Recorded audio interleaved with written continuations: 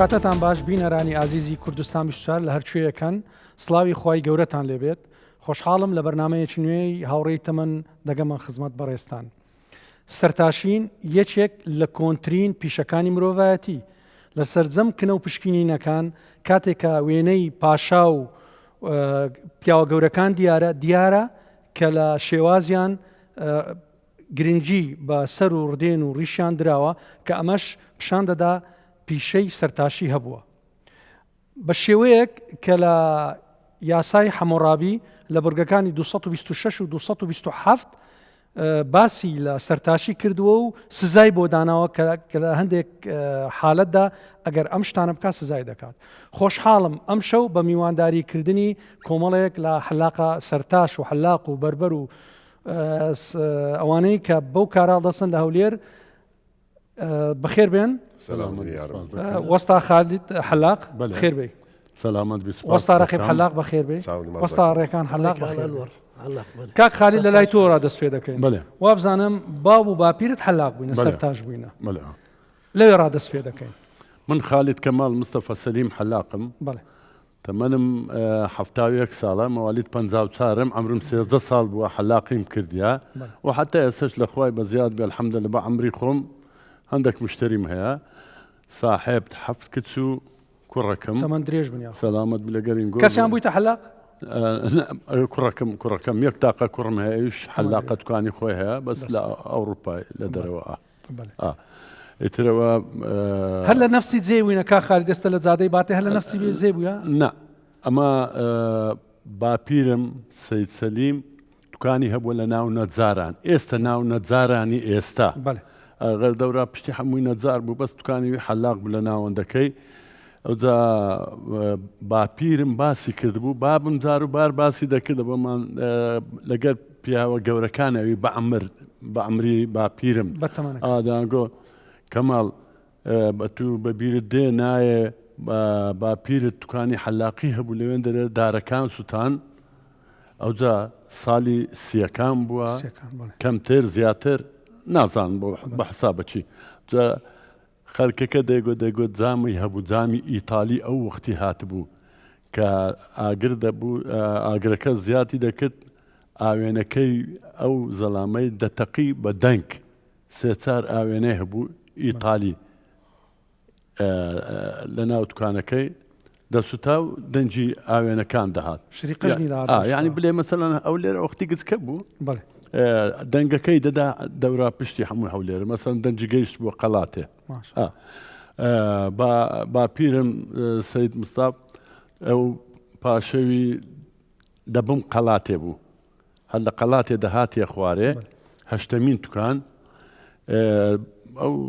تاقی چایچی هەبوو ئەفریقا مەشهور بوو دوکانمان لە تەنیشتەوی بوو پاشەمە حلاق هەبوو زیاد هەبوو لەوێن دەرێ ئەوجا یەک شمە ئەگەر قبول دەکەن کە لە بەرەوەی لە داکم لە قەڵاتێ بوویمە قەڵەدەمان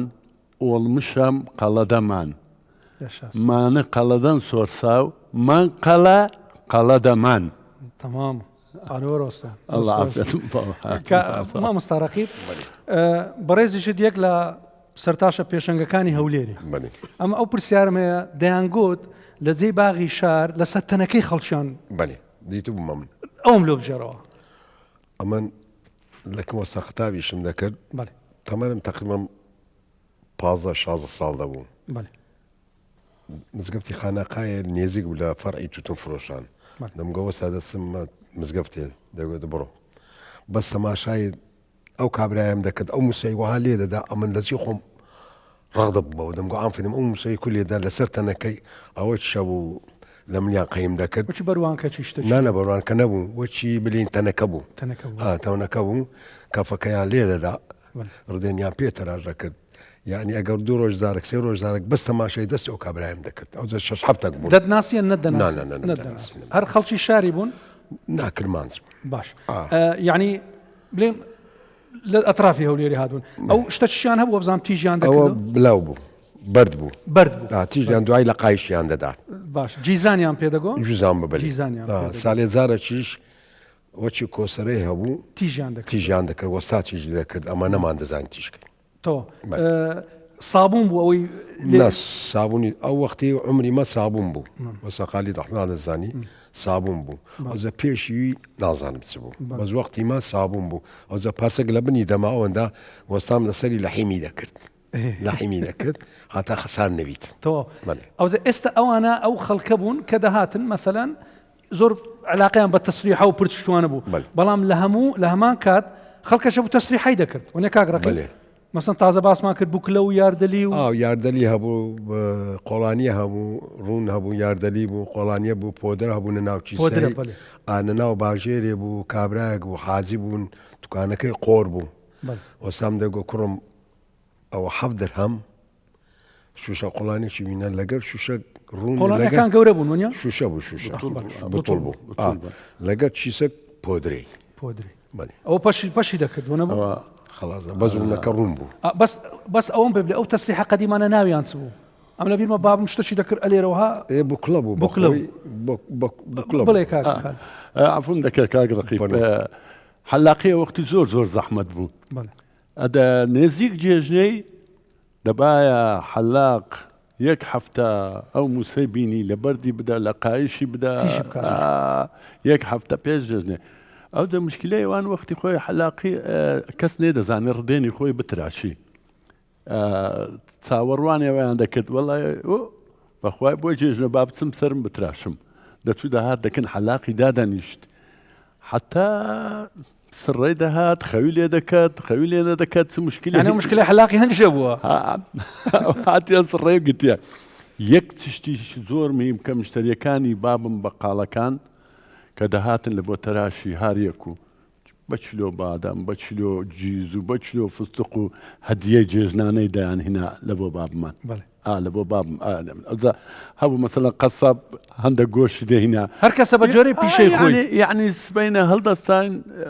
کامل ئەوساف مواد غذایی باشە چ فەرق بوو لە بینی مەسەڵەن ئێستا تازە وەستارەقی باس کرد چ پیشانیت دا و حەلاقە باشە دەست لێدانی مەچینەی مەقەسی مووسی والله یەک پێ دەڵێم عەفون بکەی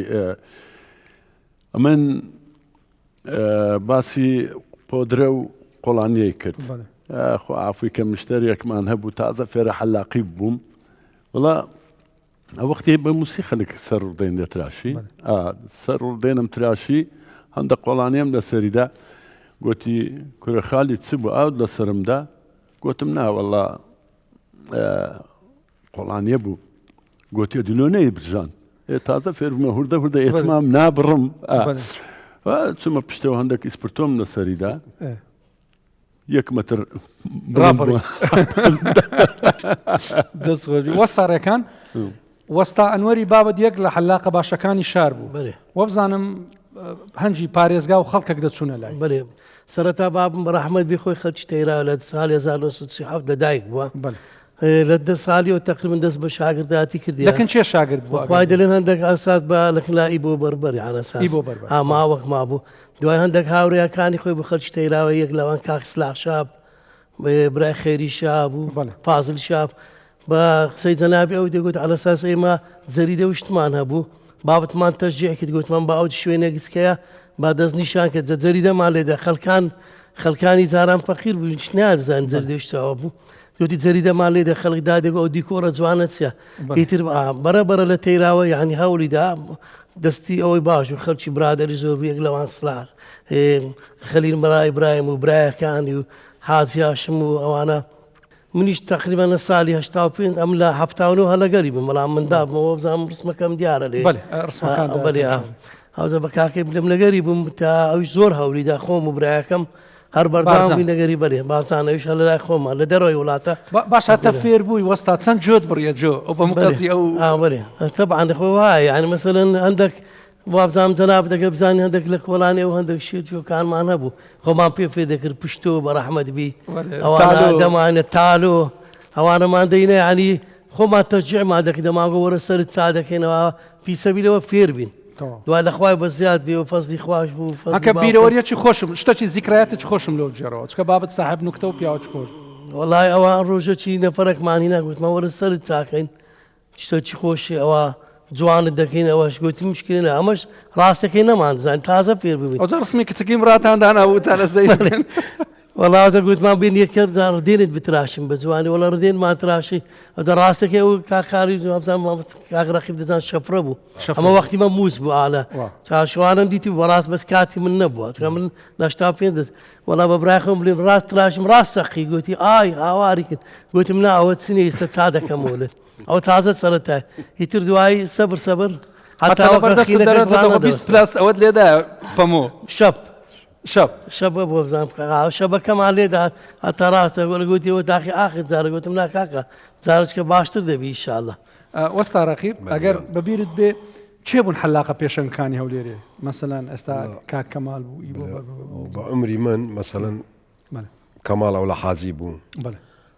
بابي كاك خالدي بو بله كاك بو خدا عافي بك يا ربي ناصي حلاق بو زليل بربر بو حيدر حلاق انور وحيدر بو رفعت بو نور الدين بو نصرت بو عبد الرحمن بو حازي ابراهيم بو مشير بو عبد الرحمن بو وسا طه بو وسا شكر بو وسا حيدر بو وسا خطاب بو وسا سابير بو او انا بون اي بعمري من باشا بس فرقي شبو هندك دكانيان جوان ذكرت هندك اعتيادي بو نبو كم وشورو نبو بابي من حمو سالت كاني خوي بو ياخذك تعمير على بروي مجمعك بو ياخذي مشتري بو كاك طلعت وانا كاك طلعت وجماعات الرحمة بدنا اوان سيد هينو جماعات اوان قبل كان لكن بام سريان دتراشي دوسێ تەراشوێر نەک خۆدێ بەیاغی یاندەینا هەموو ساڵێ یەک جار توکانی خۆی بەیاغ دەکەن عفوم دەکەی بڵێم حەلاقی لە خۆی بە زیادبی مهنەتی شەریفە مهنەتی حەلالە بەس زەوق و سەلیقەی دەوێ زەوقی دەوێ سەلیقەی دەوێ سەبری دەوێ زۆریشی دەوێ بەس مشکلەی حەلاقی سەفقەی نییە زنجينت ناكا واحتياج هذه دا نقول شيء جيجني بفرد باري دا بيماما شيء جيجني يك رمضان دانش نوان هردو كان حلاقه 28 روج هناي خو ما خواردي عملت كاني دومينم كردي 28 شو دو شو تصور ما كدي او دو شو خو قسمتي كدي يعني اذا مشكله كي او وياك ما تصور راني جيجنت كدي دو روجي شت كدي سيروج باشا يتروج تكاني قباد دكي باشا دتي مالي لما لم بسعر خالد سهب ولا بازار ده لما بازار صفر كسنيه يدلي بدن بيرمنا الصورة ده باجيجنا كثراش نبوة أو رمضانية يكمان كامل كثراش كخالد له يعني قصك لسر حلاقي دلن زور قصيدك يعني ببورة نك السهر بعمري من قوت را حلاق الثرثار لو هاو يعني يكتشف حلاقي أولا لوي مهم تر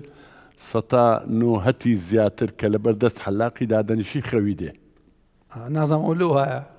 شكا ما شاء الله مريحه ماشي صافه حتى هي انا سقشي بحلاقه كيبي خويا تسلم لبردست حلاقي دادني شي خويله دكوي شكا استش مشتري كاني بعمري خوم او هايا ذا ذكرياتك خوش ملو بجرو بله يك خويله كدبيان ذكرياتك باسي اود لبودكم هزار رحمتي الله بامام نور الدين بقال هبو لبن قلاتي هات تقريبا نزيك ساعات يا زوني ودوازات شتشو هاي عن بيشني وراني بلين هات باب مسردة راشي ايش دقيت زارك خيولي دكت بابشم قلت له نور الدين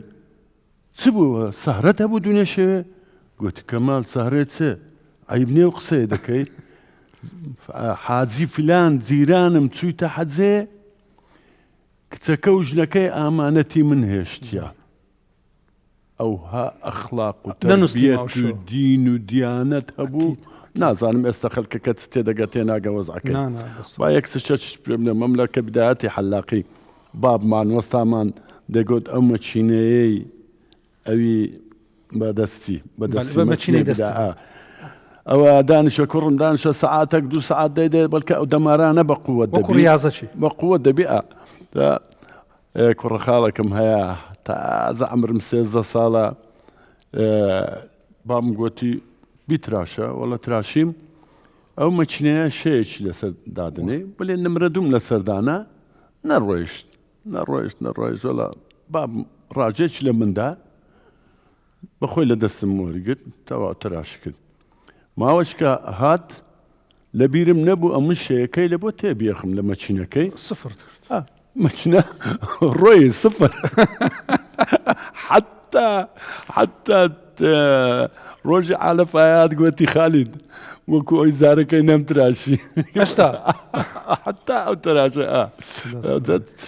ئێستا من مەسەلەن کە دوکانم 1970 هاتینە ئێرە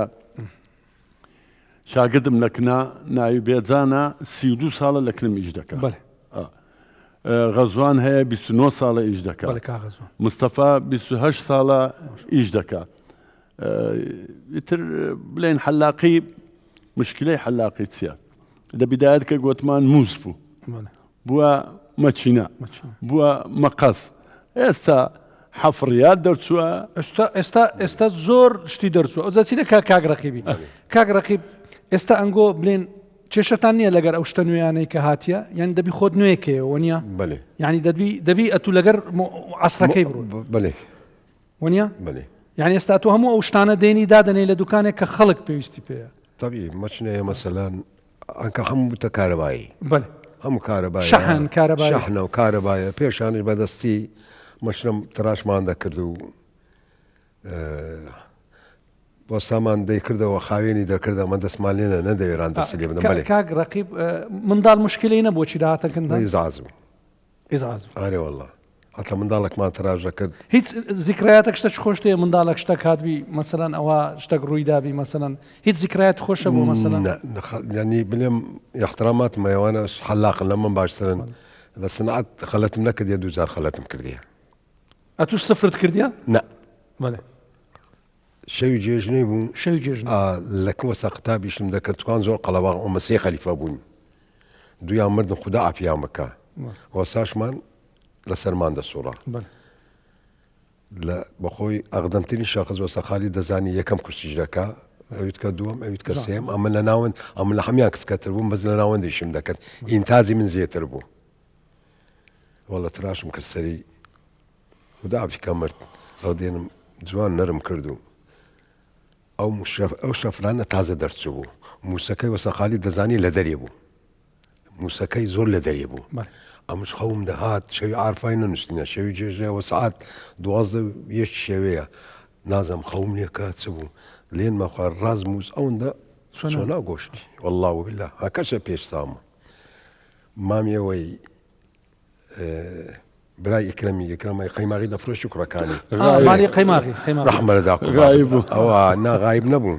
عبد ئەگەر بن ناسوەیەکەچی درێژ بوو گوتی ئەوە چ بوو خین هەتە ئێرە هات لە ترسی وەستام هەر پەمۆم لە سەردادەنا هەر پەمۆم لە سەردادەنا ڕاونە دەستا ئاخر چای لە مزەق کرد وەستام ئەوزە ینی وەستا و شاگرد احترامەکە بوو دەترساین وەڵە شەب بوو درێژ ڕەنگە وەستا دەزانیتە شەبی درێژ هەبوو ئەوە هەلی کرد لێنەیدانا تقریبا 10 دقا 12 دقا خینەکەی ڕاگرت ئەوە کە لەسەردانا بەسیە چم لێ هاتیە گولم لێدەی ئەوەندە خین لێ دەنایە وەڵا ولایشم خلاص کرد بەس نادام تەماشە وەستان بکەم لە ترسان وەڵا ڕۆی ڕۆژە ئەو مچە کاربایەنە تازە دەرچوو نەک شەحنەکانی قەدیمەکان هەبوو ددانمان دەردەهینا ددانی دەوی دەردەچووە چیانکە نەبوو شەیبایەنە ددانی دەردەچوو وەڵامش قەیمم کرد لە زیاتی زلفی لێرە بێم ڕاست ئەوە هەینامە خوارێ زلفی لێرە ئەتەیرە نەما بیژناز کابرا ڕۆستەم ئەوی لە محافەزەی بوو سەردەما بەڵێ مام ڕۆستەم گوتیەوە چت کرد ئەو زۆر برادرم بە گوتم گوتوازەوەی شەکە ڕۆیە سلێ ئەو بەریش وە لێ دەکەم وەستارەکان ئەتوش بۆ بزانم یەکت بریندار کرد جارێک لە پێشکەت دەدا چ دەداوە بوو بەڵێ قسم لە بکە قسە خۆم بەلێ بدەزانم ئەوا خۆی ئێستا مەسەلەنەوەی مەسەد ڕیش تراشین منێ مامە کامەران خۆ ڕیش تراشین ئێستا بەڕاستی یعنی هەموو جۆری هەیە بەڵام بەس باشترین ڕێگە چارەسەر سەفەریەکانەیەوی سەفەری هەیە باشترین چارەسەر لە بۆ دوو نەخۆشی یەک ڕۆسی کەبەدی دووش ئاەت دەبەرەوەی بەڕاستێکە ئێمە بێگانەمان زۆرە دەبی زۆر ئاگامان لە خینەکەی بیچووکە خین گرنگ زۆر گرنگە لە بەرەوەی هەمان خۆمان و هەم ئەو نەفرە بەڵام باشترین چارەسەر ڕێگە ئەو موسە سەفەریە باشترین حالەتکو ئەگەر کەتەوا بخوا نەخواسی یان بڕید یان شتێک هەر تووشی کێشە چی بی دەتوانێت لەوە موسەکەیە دەتوانێت چی بی باتە پاسیش ئەگەر نوێ بی یان کێشە هەر تو هەم لۆ سەلامەتی خۆت هەم لۆ ئەوەش بە تایبەتی ژەندە شتێ نازان مۆسەوانەش زانەوانە کە زۆر کەس لە کنیانیش کردیا ئیشکردنەکەی ئەو شخصانەش کە لێوەیە خۆیان ڕێزگرتنیان خۆیان چاکن ئەوانی بەرامبەرشان ڕێزی دەگری کە زۆر بەردەوام دەبن سەبەتەنا مەسەلەن ئێمە کەوزام زۆر شاگردمانە مەسەن کاک مستەفا لە منداڵی لای من بووی دوایی ئەو حەزی کردێ بیستەتکن وەستا خالیدی باشتر بووە لای من مەسەلەن زۆر ئەوە نەبوو دوای هەوڵیدا لای وەستا خالی زۆر باشتر هەوز هەندێک دەورات شێ مەسەلەن دەکرێتەوە ئێستا یەک عەرەبەکە تەقریبەن هاتی ئەویش مەسەلەن بە ئاسەی جەنابەت دلێەوە چاوەکتان لێبی 500,000 دایەتی هیچیان فێر نەکردێ ناسانی خێتە چی بەخۆی خیبرەتە کا خالد یەک دەقەمان مایە ئەو هاوڕێتی و ئەو جوانی ئێستا مەسەن کە لێرە کۆبنەوە کو وەسف دەکەیت باسی گوتت مشکلەی منداڵان ساڵی 75 هوردە عەرەب پەیدا بوو لێرە مدەڕیس و ئەو تشتانە ڕۆژی سێشەمان هەموو حەلاق قەپاتیان دەکرد چارشەم سبەینە زوو بابمتوانی کردەوە گوتی عەرەبە کاتە جۆرە گوتی ئەو منداڵم نەبووە بتراشە ئاویش گوتی سەچاوم دانیشاند ئەو منداڵە زیڕە زیر هەناوی خۆی خوارد بینە بەردا بابیشم لە غافڵەتی گوتی ئەخۆیە برام بی بە لە جێشکە بتراشە بابیشی یەک ڕاژی لەو منداڵەیدا ئەو منداڵە حتا سەری تەراژ بوو مقەی نەکرد وەسامت گوتی بابم کاکە لە ڕێخوا لێ ئەتو پێشێستا ئەو کابرای گوتی ئەحنا عێراقیین بەس بچەلالی ئەو عەرەبی دەزانی باز گوتی ئەحنا عێراقیین بچەلالی کا خالد تەواو بووینە بەس بە قۆریاتێک شتێک لۆم تەواوکە و حەڵقەی باسی جێشت جێ بڕین 13 ساڵ خالیدی گچکە لەکنمان ئیشی کرد گوتی امتحانم هەیە چوو امتحانی کرد وەڵا هاتەوە لە غافڵەتی گوتم گوتی وەڵا امتحانەکە سەهل بوو ئێکۆرەکاکە گوتم 3 عەسکەر هەیە بیان تراشە گوتی وەڵا هیچ جێ خۆی توی مەقەس گەورە بوو ئەختی دەنجی دەهات شاق وەڵا خالید عەسکەرێکی دانیشا تاق دیتم لە غافڵەتی دەنجی مەقەسی نەما وڕم داوە دەبینم وەستا خالید چیەوە گوتی وەڵا نیوەی گوێم لێ کردیتەوە